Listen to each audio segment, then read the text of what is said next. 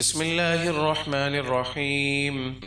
تبارك الذي نزل الفرقان على عبده ليكون للعالمين نذيرا. الذي له ملك السماوات والأرض ولم يتخذ ولدا ولم يكن له شريك في الملك وخلق كل شيء فقدره تقديرا. واتخذوا من دونه آلهة لا يخلقون شيئا وهم يخلقون ولا يملكون لأنفسهم ضرا ولا نفعا ولا يملكون موتا ولا حياة ولا نشورا. وقال الذين كفروا إن هذا إلا إفك افتراه وأعانه عليه قوم آخرون فقد جاءوا ظلما وزورا. وقالوا أساطير الأولين اكتتبها فهي تملى عليه بكرة وأصيلا. قل أنزله الذي يعلم السر في السماوات والأرض إنه كان غفورا رحيما. وقالوا ما لهذا الرسول يأكل الطعام ويمشي في الأسواق لولا أنزل إليه ملك فيكون معه نذيرا أو يلقى إليه كنز أو تكون له جنة يأكل منها. وقال الظالمون إن تتبعون إلا رجلا مسحورا.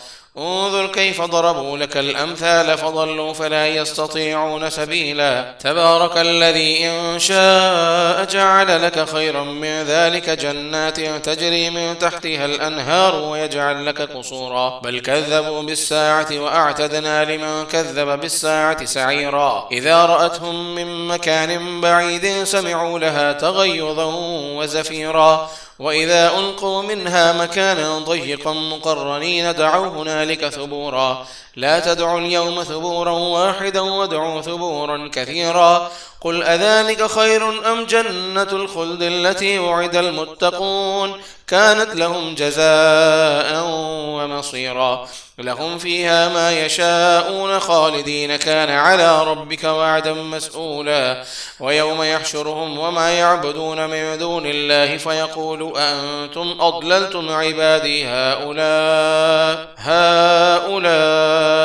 أم هم ضلوا السبيل. قالوا سبحانك ما كان ينبغي لنا أن نتخذ من دونك من أولياء ولكن متعتهم وآباءهم حتى نسوا الذكر وكانوا قوما بورا. فقد كذبوكم بما تقولون فما تستطيعون صرفا ولا نصرا. ومن يظلم منكم نذقه عذابا كبيرا. وما أرسلنا قبلك من المرسلين إلا إنهم ليأكلون الطعام ويمشون في الأسواق وجعلنا بعضكم لبعض فتنة أتصبرون وكان ربك بصيرا.